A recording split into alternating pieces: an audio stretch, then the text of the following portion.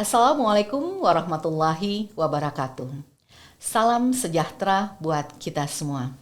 Hai insan PNM, human capital adalah aset bagi perusahaan. Faktor human capital adalah elemen yang krusial dalam menunjang keberlangsungan dan perkembangan perusahaan. Dengan jumlah karyawan PNM saat ini berkisar lebih dari 60.000 karyawan, tentunya ini menjadi aset yang harus dikelola dengan baik, sehingga mampu mencapai tingkat produktivitas yang lebih efektif. Bagaimana caranya? Salah satunya dengan terus meningkatkan kapasitas atau value karyawan dari segala aspek, secara terus-menerus dan berkelanjutan. PNM Podcast adalah salah satu program Human Capital Development, salah satu wadah pembelajaran bagi karyawan PNM yang akan menemani insan PNM. Podcast ini akan hadir minimal 1 bulan sekali. Podcast ini kami beri nama Rubik, Ruang Berbagi Ilmu bagi Karyawan PNM. Rubik adalah wadah sharing session yang akan mendatangkan expert yang kompeten, baik dari internal maupun dari eksternal perusahaan, yang tentunya akan membahas topik-topik yang sangat menarik. Kami berharap Rubik mampu meningkatkan value, meningkatkan kecerdasan intelektual, meningkatkan kecerdasan komunikasi, integritas, meningkatkan engagement dari insan PNM, dan juga meningkatkan awareness anti-fraud. Dan tentunya kami berharap dengan Rubik dapat menjadikan karyawan PNM menjadi super team. Super dalam bekerja, super dalam teamwork, super dalam integritas, dan tentunya super dalam melaksanakan empowerment terhadap pelaku usaha mikro dan ultramikro. Mari tingkatkan kapasitas diri kita dan jadikan diri kita sebagai pembelajar untuk tumbuh, peduli, menginspirasi tidak hanya bagi PNM tetapi juga bagi Indonesia. Never stop learning cause life never stop teaching.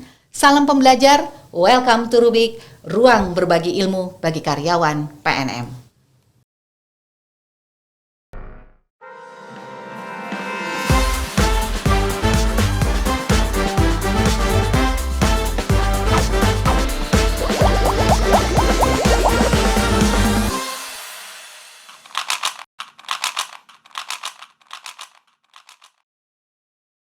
Salam PNM, tumbuh, peduli, menginspirasi. Assalamualaikum warahmatullahi wabarakatuh. Salam sejahtera, Om Swastiastu, Namo Buddhaya, salam kebajikan. Selamat datang insan PNM di seluruh Indonesia di Rubik PNM, ruang berbagi ilmu untuk karyawan PNM. Pada suatu perusahaan tidak dapat dipungkiri bisa saja terjadi fraud atau kecurangan, baik secara sengaja maupun tidak sengaja. Fraud adalah tindakan curangan yang dilakukan untuk menguntungkan seorang atau sekelompok orang atau pihak lain.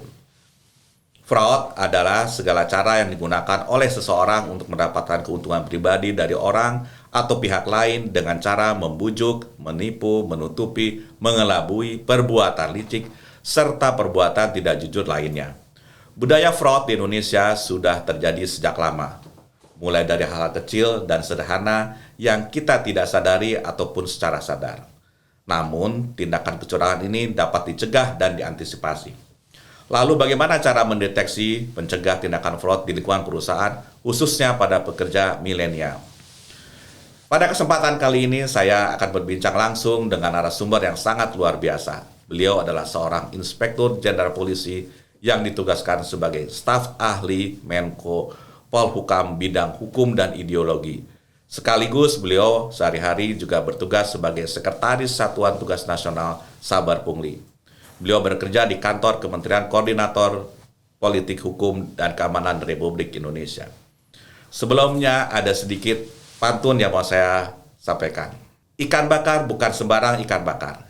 Ikan bakar dari Gunung Kidul. Apa kabar Pak Agung Makbul? Kabar baik. Senang sekali rasanya kita bisa bertemu secara langsung pada acara Rubik PNM pada hari ini. Pak Agung, dalam perjalanan karir Bapak tentunya sampai dengan posisi saat ini sangat luar biasa menurut saya, dan ini menjadi inspirasi bagi teman-teman insan PNM seluruhnya. Kira-kira Pak Agung bisa sampaikan kepada insan PNM perjalanan karir Bapak di Polri khususnya sampai dengan mendudukan posisi yang strategis saat ini seperti apa? Silakan Pak Agung. Ya, baik. Assalamualaikum warahmatullahi wabarakatuh. Selamat pagi Pak Indaris dan insan PNM. Perkenalkan, saya Irjan Pol Agung Makpul yang bertugas di Polhukam sebagai staf ahli di bidang ideologi dan konstitusi, juga sebagai Sekjen Pusat Saber Pungli berdasarkan Perpres 87 2016. Perjalanan karir saya yaitu sejak tahun 1987 itu saya ditugaskan di Aceh. Mulai dari karir Kapolsek. Jadi itu betul lulus Akpol di Aceh langsung penempatan pertama langsung ya? di Aceh. Oh. Kemudian jadi Kasat Lantas, jadi Kasat Sabara, kemudian jadi Kabak Polres. Bahkan saking lamanya di sana akhirnya mempersunting orang Aceh. Ya, dan sekarang alhamdulillah sudah dikerani oleh 2 orang anak dan 1 orang cucu. Oke. Nah, kemudian setelah dari Aceh, perjalanan kami ke Jakarta, sekolah lagi PTIK, Perguruan Tinggi Ilmu Kepolisian. Setelah itu ditugaskan di Palembang, Jambi, Lampung, Bengkulu, Bangka Belitung, Ogan Komering, Kayu Agung, dan sebagainya. Sekolah lagi di Lembang, sekolah lagi, kemudian ditugaskan di Papua. Papua tuh papa pulang asik. Karena jauh kan, jadi kalau papanya pulang itu keluarga asik gitu ya. Sampai 4 keluarga tahun. nggak dibawa waktu itu Pak ya? Ya. Dibawa, keluarga tidak dibawa? Keluarga dibawa. Oh, dibawa juga. Anak-anak saya dibawa semua, biar tahu bahwa bapaknya itu kerja keras dan sampai ke ujungnya Indonesia itu. Nah, setelah di Papua, kemudian pindah lagi ke Tangerang Selatan, pindah lagi ke Bandung, pindah lagi ke Mabes dan sebagainya. Akhirnya sampailah di sekarang adalah di Polhukam, yaitu di stafnya Pak Prof Mahfud MD. Baik, insan PNM, sebelum kita masuk dalam tema acara pada hari ini adalah rubrik kita pada kali ini adalah milenial berani melawan fraud. Karyawan PNM saat ini terdiri dari hampir 90% milenial dan Gen Z, di mana teman-teman yang luar biasa inilah yang menjadi ujung tombak bisnis PNM. Dan kami berharap teman-teman di dalam menjalankan proses bisnis terhindar dari fraud. Di awal tadi sudah disampaikan terkait dengan tindakan fraud yang merupakan penipuan secara sengaja yang dilakukan untuk menimbulkan kerugian tanpa disadari oleh pihak yang dirugikan tersebut dan memberikan keuntungan bagi para pelaku kecurangan. Kecurangan umumnya terjadi karena adanya tekanan untuk melakukan penyelewengan atau dorongan yang memanfaatkan kesempatan yang ada, dan adanya pembenaran terhadap tindakan tersebut. Dari pengertian fraud yang kita kaitkan ya, isu-isu fraud yang kerap sering terjadi di sekitar kita, khususnya di lingkungan kerja PNM, seperti yang kita semua ketahui bahwa banyak sekali macam tindakan fraud dalam lingkungan kerja perusahaan, seperti fraud terhadap proses bisnis, fraud terhadap waktu, dan lain sebagainya. Sebagai sekretaris Satgas Saber Pungli, menurut Jenderal, boleh gak dijabarkan sedikit terlebih dahulu kepada seluruh insan PNM seperti apa aktivitas pungli yang rawan terjadi dan apakah pungli tersebut termasuk dalam tindakan fraud? Itu yang pertama. Yang kedua, pertanyaannya adalah apa saja tantangan Jenderal selama ini dalam memberantas pungli di tanah air ini? Silakan Jenderal. Baik, terima kasih Pak Indaris. Pungli atau pungutan liar yang telah kita temui ya dalam siklus suatu kehidupan bermasyarakat itu memang sudah menjadi budaya negatif ya, dan merusak sendi-sendi kehidupan bermasyarakat, berbangsa, dan bernegara.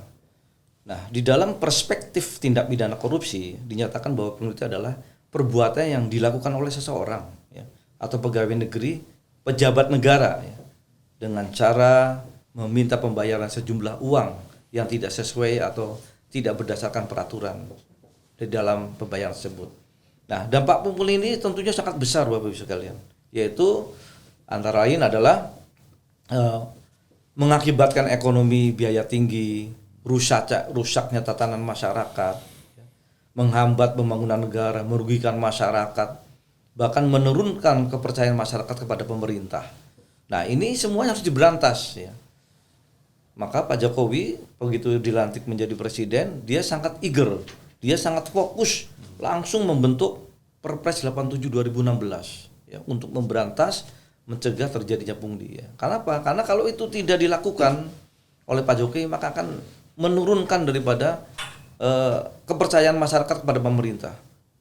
Adapun yang dapat ditimbulkan tindakan lainnya adalah seperti misalnya ya adanya ketidakpastian pelayanan sebagai akibat adanya prosedur pelayanan, kemudian juga penyalahgunaan wewenang, ya, kemudian juga faktor ekonomi penghasilan yang tidak mencukupi. Ya, ini adalah faktor-faktor, ya, faktor kultural dan budaya organisasi yang terbentuk, kemudian terbatasnya sumber daya manusia dan lemahnya sistem kontrol di dalam pengawasan oleh atasan.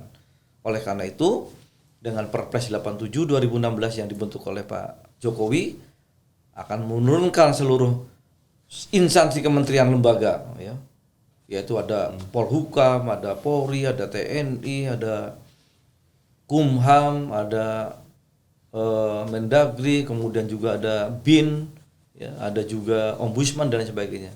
Adanya sinergitas antara lembaga-lembaga untuk melawan pungli. Mari kita tabuh genderang untuk melawan pungli. Jadi pemerintah nggak main-main ya Pak untuk itu ya. Lintas departemen, lintas lembaga itu memang sudah dibuat untuk program kerja saat ini ya. Iya.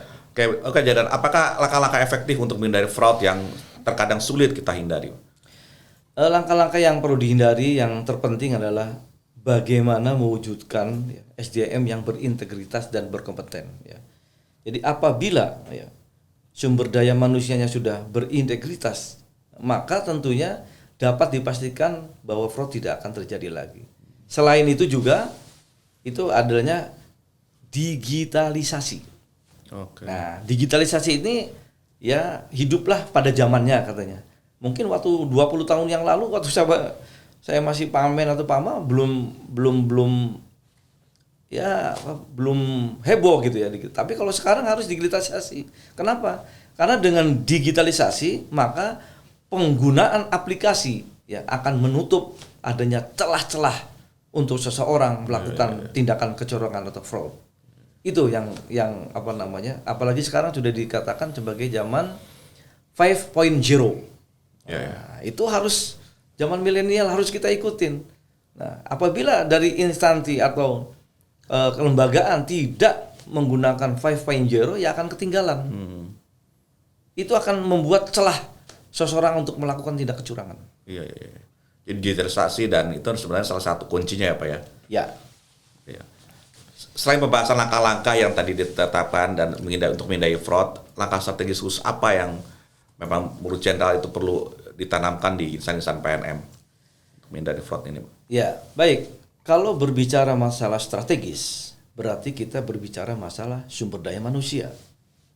Kenapa? Karena dengan sumber daya manusia yang berintegritas, ya, melihat kecenderungan bahwa perilaku masyarakat yang memaklumi bahwa fraud dan integritas SDM yang masih rendah, ya, apa menjadikan pemberantasan fraud tidak efektif karena masih rendahnya integritas itu. Nah, di sisi lain, ya, kewenangan dan instrumennya juga melakukan upaya yang agar tidak terjadi di pihak internal, ya, pegawainya. Nah, hal ini tentunya sangat mengkhawatirkan perilaku memaklumi yang sudah tentunya agar segala jenis fraud dapat diberantas, ya, sampai ke akar-akarnya. Ya, kembali lagi ditekankan bahwa integritas dalam hal ini adalah menjadi sangat-sangat urgent sekali, sangat penting sekali. Antara lain apa caranya? Merekrutnya. Nah, harus benar-benar yang benar-benar komitmen, ya. Sehingga pemerintah juga dalam melakukan reformasi hukum, ya, melakukan perubahan, ya. Apakah itu dalam bentuk kembali kepada hal-hal yang hukum yang pemandu keadaan reformasi, kemudian juga dibutuhkan kualitas SDM yang berintegritas dan dapat menjadikan agen perubahan atau agent of change. Ya. Jadi digitalisasi aja nggak cukup sebetulnya. Tidak cukup. Tapi yang penting manusianya ya, Dok. Ya. Oke. Selain tadi pembahasan tentang strategi dalam menghindari fraud, seperti yang kita ketahui bahwa upaya pemberantasan fraud tidak cukup hanya dengan perbuatan peraturan-peraturan. Jadi artinya kita pun secara internal maupun pemerintah pun juga sudah memberikan peraturan-peraturan tentang terkait dengan fraud. Namun juga lebih penting adalah membangun mental orang, ya, yang berani memerangi fraud itu sendiri. Tanpa membangun sumber daya manusia yang baik dan integritas, mustahil pemberantasan fraud dapat berjalan dengan maksimal. Begitu kan, Jenderal, ya? Ya. Nah, menurut Jenderal, bagaimana membangun mental terutama insan PNM yang mayoritas masih muda, milenial, untuk dapat membangun kesadaran dalam memberantas fraud? Gini Pak Indaris, ya, bahwa kesadaran akan pentingnya pemberantasan fraud sama halnya kita dengan membela negara.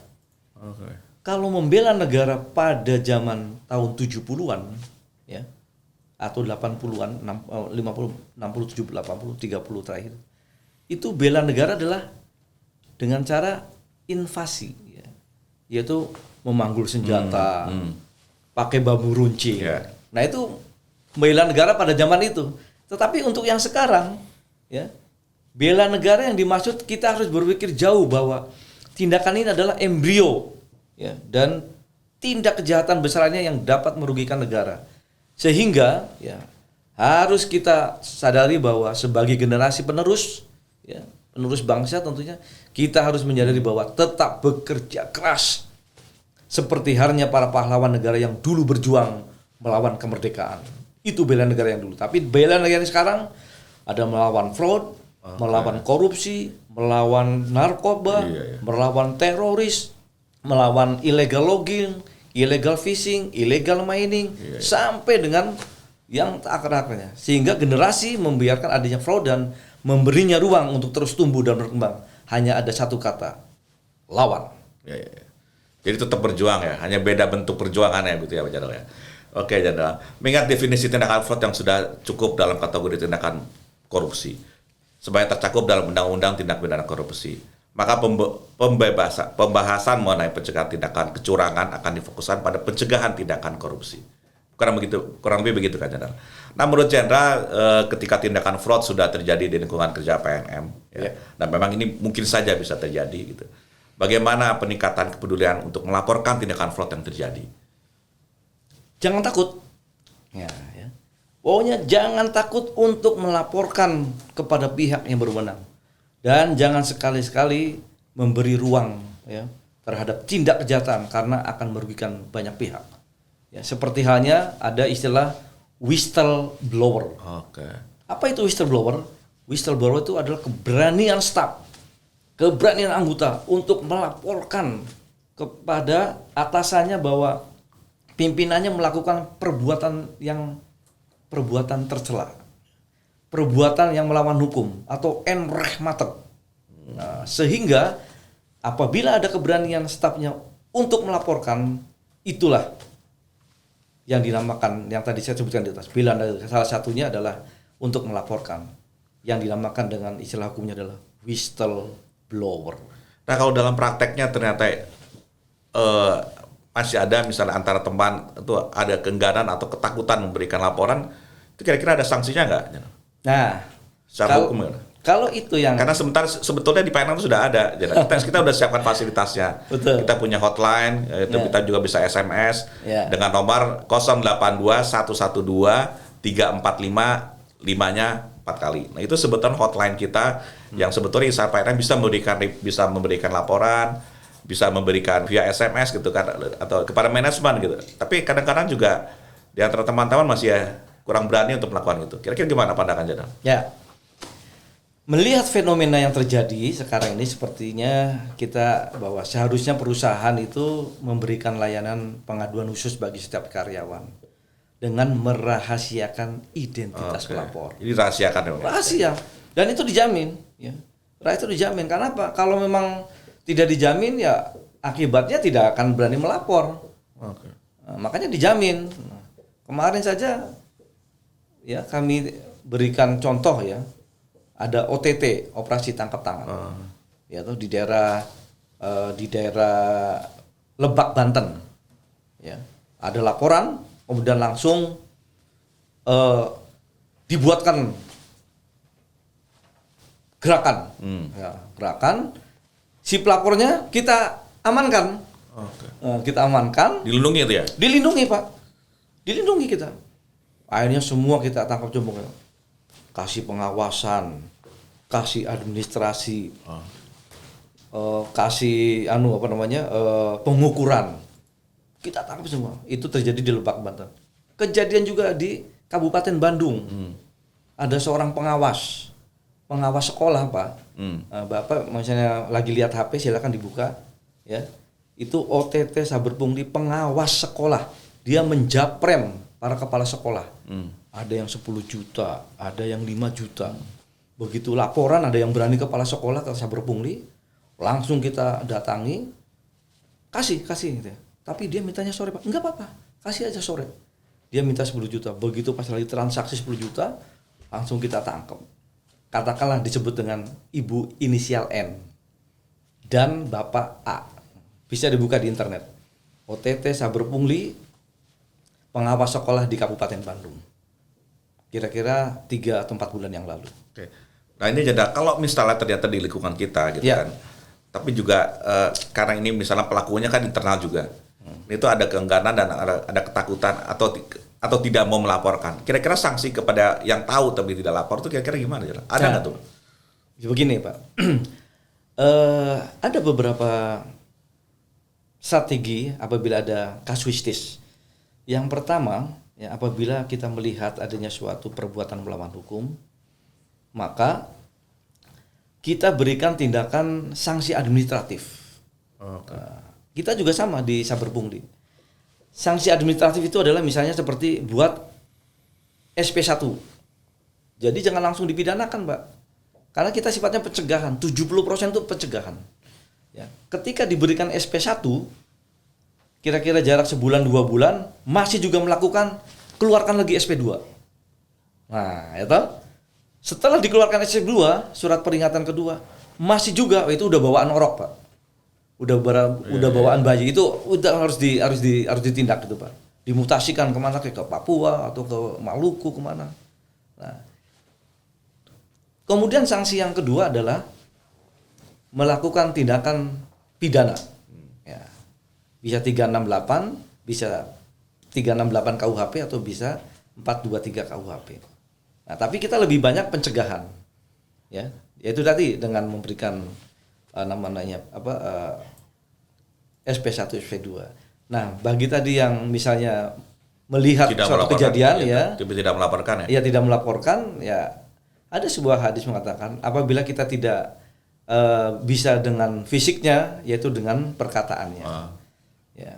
Apabila perkataannya juga nggak bisa, ya lebih baik diam.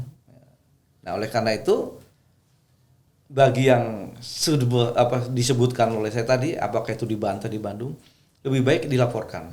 Ya. Karena itu adalah merusak sendi-sendi kehidupan bermasyarakat, berbangsa dan bernegara. Oke. Baik, terima kasih Jenderal atas waktu dan ilmunya sudah memberikan inspirasi untuk insan PNM pada kesempatan kali ini.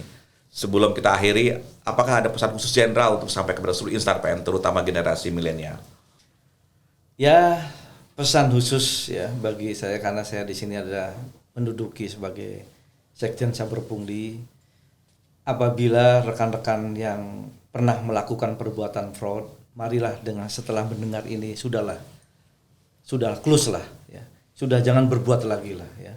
Tutup, dan mari kita, apalagi sekarang kita sudah setelah melaksanakan bulan suci Ramadan dan sebagainya, kita sudah ditambahkan iman dan sebagainya. Sudah kita tutup kelakuan-kelakuan yang kurang baik. Mari kita berbuat baik, karena sesungguhnya Allah menyukai kepada orang-orang yang berbuat baik. Wallahu yuhibbul muhsinin. Allah suka kepada orang yang berbuat baik. Jangan sebaliknya, wallahu la yuhibbud dzalimin. Allah tidak suka kepada orang-orang yang berbuat zalim. Allah tidak suka kepada orang yang berbuat jahat, yang fraud, yang menipu, yang jahat, enggak suka. Pasti juga akan ada balasannya. Dan apabila ya, sebesar apapun pendapatanmu, tapi apabila tidak Allah meridhoi, maka tidak akan cukup. Dan sekecil apapun penghasilanmu, kalau Allah memberkahi, pasti akan cukup. Itu pesan saya. Oke. Satu lagi permintaan saya, Jenderal. Ini dalam rangka mengakhiri diskusi kita, satu permintaan saya terkait dengan peringatan HUT PNM yang ke-23. Jadi PNM tahun ini berusia 23 tahun. Satu kata untuk PNM. Satu kata dalam rangka hari ulang tahun PNM yang ke-23, yaitu adalah trust. Oke, kepercayaan. Ya. Oke. Jadi PNM menjadi lembaga keuangan yang terpercaya. Begitu ya Pak Jenderal ya? Oke. Oke Pak Jenderal, sebelum mengakhiri acara kita pada hari ini, silakan dicoba Pak. Ini kopi produksi nasabah. Oh. UKM-nya PNM. Kopi apa ini Pak Kendari? Ini kopi Robusta, produksi dari Pro Coffee Jember. Silakan, silakan iya. Jenderal dicoba. Ya. Ini kopi nomor 1. Ya. Ya. Bismillahirrahmanirrahim. Gimana? Oh, sedap sekali. Luar biasa ini.